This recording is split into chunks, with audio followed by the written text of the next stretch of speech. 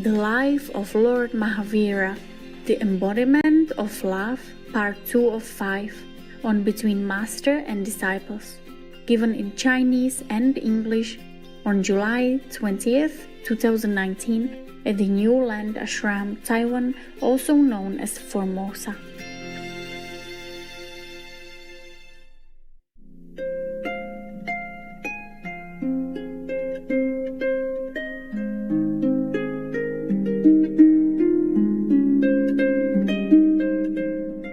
All right, I go back now. You didn't tell me. You didn't remind me about my story. I remind myself this time. So he started his meditation, our Lord Mahavira. And then what happened? You know what happened, right? No? So easy to guess. The serpent came back.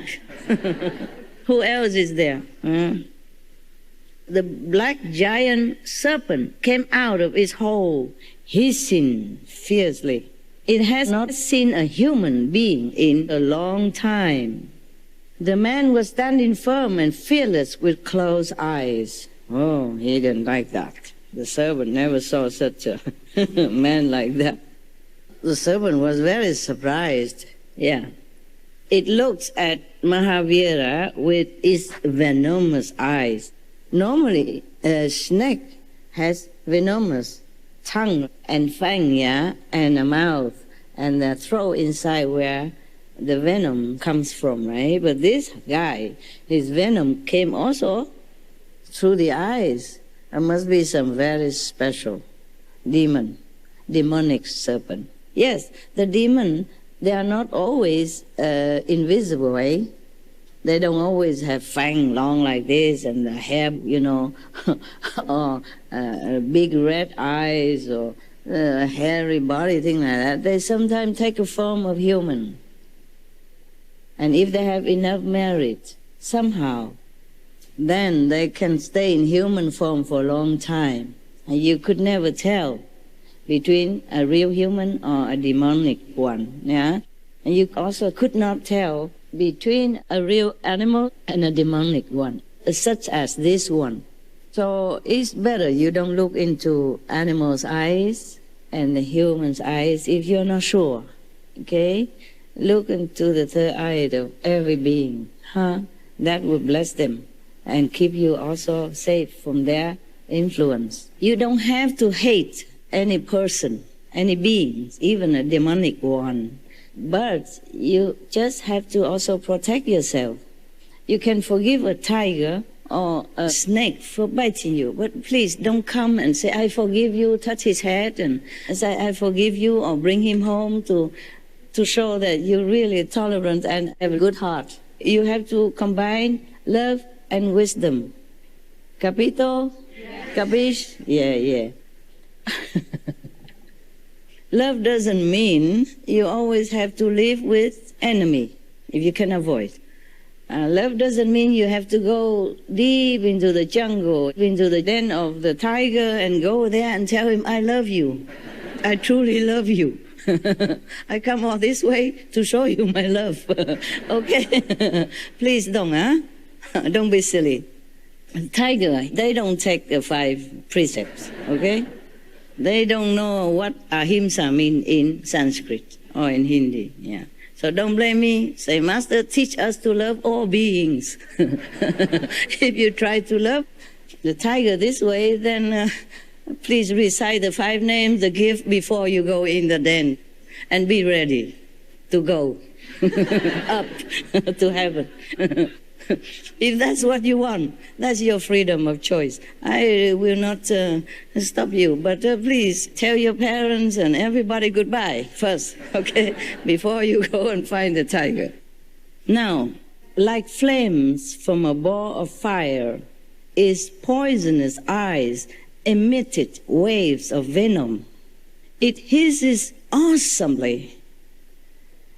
But all this had no effect whatsoever on Mahavira. Please don't copy him. He's protected by all heavens and goddesses, at that time.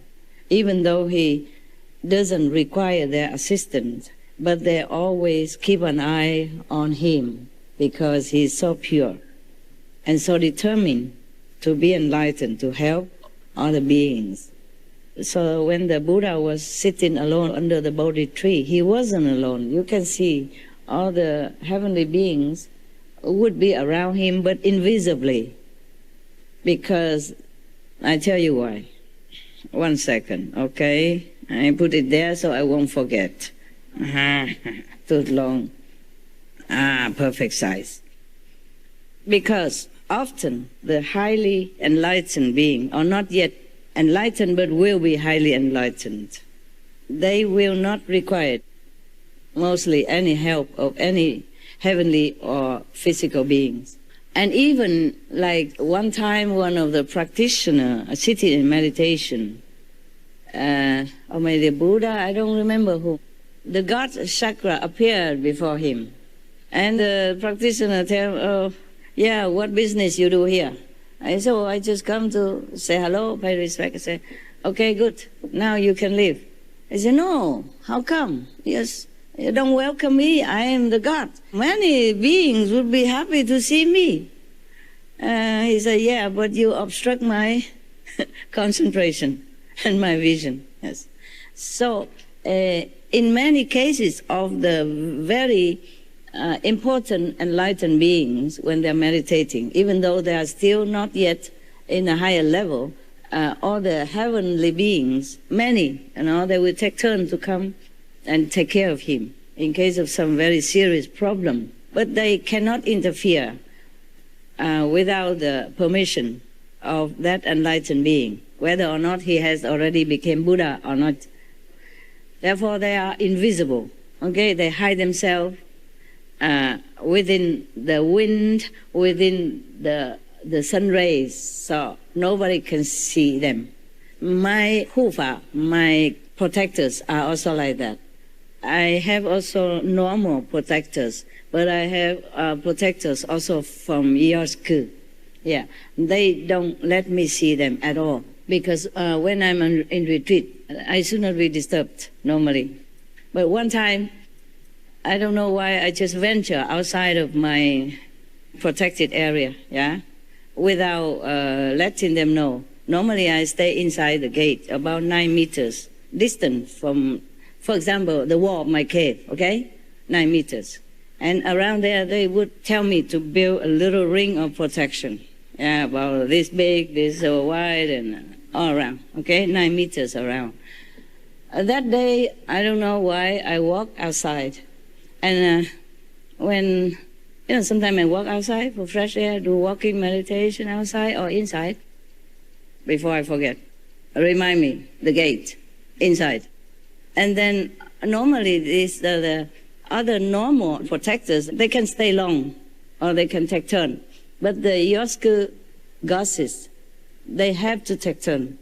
And they go through different channels. They have to build different channels to come down.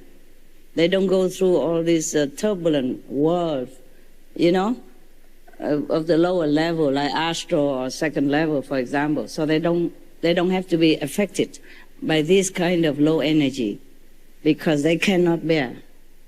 So we build a little channel, and they channel or tunnel, whatever they call it, and they come down through that, and they go back through there. So they have nothing to do with any world. That's the safest way. And every 2 days, they have to change guards, because they cannot, even with all the equipment of protection for them, they still cannot stay longer than 2 days. They will not be able to withstand the coarse atmosphere and energy of our planet. Every 2 days, we even have to build new channel, okay? And they come down and build, or they come up and build at the same time, yeah? As they go, they build. Just like if we dive deep into the sea, then we must have the diving suits, yeah, and the oxygen mask and oxygen tank. And they have to have also connection with the boat, ship or something, in case something, okay, they can call for help, okay? Yeah. The same way like that. The Yosku goddesses had to protect themselves in different way. And still, just as the divers who dive deep into the ocean, they cannot stay there forever. despite all their equipment. And even a submarine, for example, if you're inside the submarine still need to go up sometimes. Similarly, because they're two different worlds. Our world is very coarse. That's why we have this body, so that we can bear it. Without this body, you cannot. Without this body, you will suffer too much. When the baby comes out of the mother's womb at the time of birth, they suffer too much. It's like thousands of needles are pinching them everywhere. And all the radicals or the elements or whatever in the air, will attack them also. Until after a while, then they get used to it. And if any baby has luck to be fed by mother milk, then they have more resistance to the attack of things around us, the elements or the radicals, they call them. Otherwise, they cannot bear it. Their skin is too tender. And they just came from the protected area inside. So they came out and contact with our world, they're so polluted and very contagious and all that. To be born is truly also an agonizing event of our life. That's why the Buddha included birth as one of the 4 suffering. Yeah? Birth, old age, sickness, and death. They're all similar category. Imagine that. Of course, a small little sickness is not counted, okay? Like you have a little runny nose or something, or a little cough, then nowadays we have medicine. And by the way, I tell you again, one of our sisters, she could not eat because whenever she eats, she has some stomach pain. And I say, why didn't you go to doctor? She said, oh, it's just karma. Karma until she became so skinny already. Cannot do that, okay? Maya created karma. But God created doctors and medicine. Use it, for God's sake. I keep telling you since 3 decades already that you have to go to see doctor if you're sick. Just like if some plants are withering near the VIP house, you have to water them. Don't just sit next to it and meditate and think your meditation power will revive the tree. The tree needs different things. The tree needs water and soil and sunshine. This is the way it works in this physical realm. We live in a physical world. We need physical means to take care of physical problem. Sit around a newly planted tree, dry, and just meditate and chanting and singing. This is crazy. You give him water, that's all he needs. He don't care about your meditation, your prayers, nada. Your good heart is appreciated, but water is even more appreciated. You got that? Yes. Oh, please have some common sense. That's not even wisdom, okay? Don't think you're wise if you water the tree. It's ridiculous. That's common sense, okay? Yeah. In the physical world, we use physical mean always to take care of physical things. And sometimes when it's really necessary, when it really doesn't work well, then we can pray, of course. Prayer is always necessary, whether or not you use physical mean, okay? Always necessary. We need the help of heavens, yeah? But we, because we're in this physical body, we need to also exert our own power of the mind, the brain, and the physical body, okay? Don't just always rely on heaven. Heaven cannot help you to drive the car. You are eating it, your food, so heaven don't help you to eat it. So why should heaven help you in other things? Heaven, of course, help you to maybe better digestion, huh? If you pray and you give thanks before you eat, that's the thing to do, okay? To purify your food, that they can do. Invisible help, they give to us, yeah? But physical obligation, physical duty, we have to fulfill, understand? Yes. All right, go back to our story, Lord Mahavira's story. The serpent used his venomous, gaze to try to burn and kill Lord Mahavira, but it didn't affect him. So maybe he really was truly very densely protected by his own purity of aura, and light, and also maybe heaven's blessing. Oh, I forgot about the story, my story, right? I went to the gate. One time, a few months ago, I was meditating on retreat in my cave, Normally, I don't venture out of the gate. I just walk around the cave, wherever there's a clearance. And then that day, I don't know why I have a phone with me, just in case I need to contact. Normally in retreat, I shut off all the phone, But for security reason, I always keep one because I'm alone, always alone. So I kept one phone and I just walking, and I see some beautiful flowers outside my gate. It was springtime. So I forgot that I am on retreat and I should not venture outside. I forgot. So I opened the lock, walk outside. I run out very quickly, because I see the flowers. I love flowers. I love trees. I love things that are artistic in nature. And then the hufa, the protectors from Miosku, they couldn't react quick enough, so I caught a glimpse of them. I said, "Who is that?" I caught a glimpse of them. I said, "Who is that?" But it's not like I see you, okay? There's a strong presence, and a split in seconds. It's transparent, almost no visible, and almost no transparent even. So I also was startled because they were startled, they were scared. Because I walked out so suddenly, and they did not prepare. I was not good. I walked out so quickly, briskly, and then they tried to stay away from my path, and I caught a glimpse of them. It's not like, you cannot even say that it's so visible, like a transparent sheet of plastic, nothing like that. But I knew it, and I know it is there, and you can just catch a glimpse. It's like something moving, but nothing. You cannot see an image or anything at all. It's even thinner than transparent. And then I said, "Who's that?" And they said, "Oh, sorry, your protectors." Oh, I said, "Oh, I'm sorry too." We both are very sorry. One walked out unexpectedly, and the other one didn't get away quick enough. I said, okay, I just take some photo. You surround me, okay? I'll be back soon. So that was okay. I'm just telling you an example of how the guardians, they don't manifest in a physical form or even transparent form for you to see, because they're not supposed to disturb your concentration.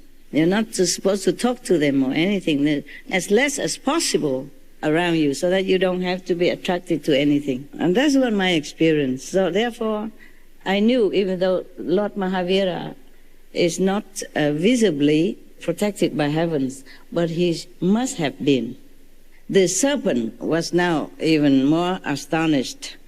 He asked, "Till today, every man I came across has been consumed by my first venomous hiss, and this man stands still, absolutely unmoved." He probably asked himself, okay, not asking Mahavira, or just talk out loud. The snake don't talk, I guess. Do they? No. Maybe he talked in his heart.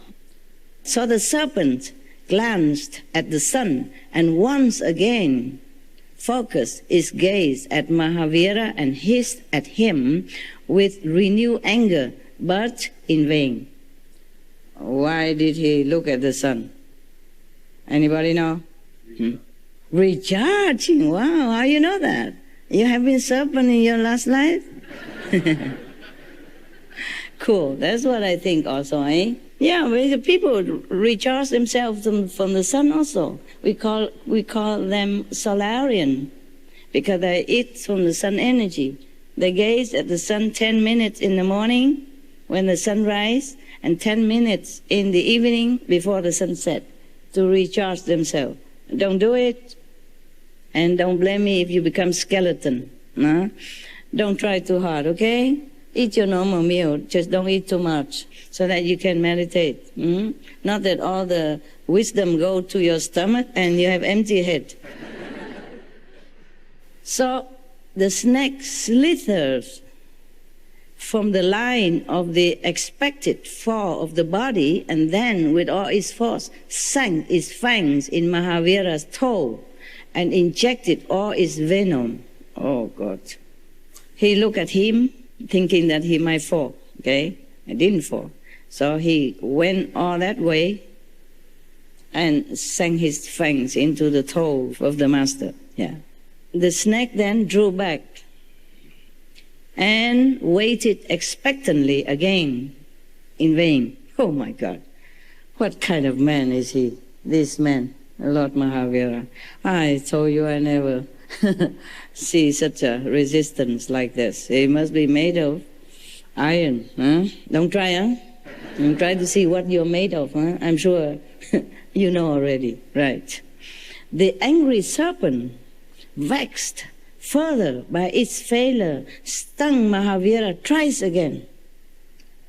All its 3 attacks were wasted. Nothing worked. So Mahavira stood undisturbed. The serpent was astonished to see only milk oozing out from his wounds instead of blood where it had stung Mahavira's toe. Lord Mahavira Swami was standing unmoved still. So his face was glowing, and on his lips was a charming smile. I don't know if I can smile in that case. Hey, this guy is Superman. Not to talk about Lord or not, Superman. Like a blooming rose, his smile was. Yeah. His eyes reflected the inner compassion. The serpent continued to stare with surprise. Confused by its failure, it was lost in its thoughts, involved in his spiritual pursuits. Mahavira uttered in his deep and tranquil voice, "Oh, Chandakaushik, open your inner eyes." Chandakaushik means maybe it's the name of the snake or a type of the snake. I guess this is the way you address this type of snake in a former time. He said to the snake, okay, let's make it more simple. Oh, snake. Okay. That's probably what he said, with all his love and charming smile.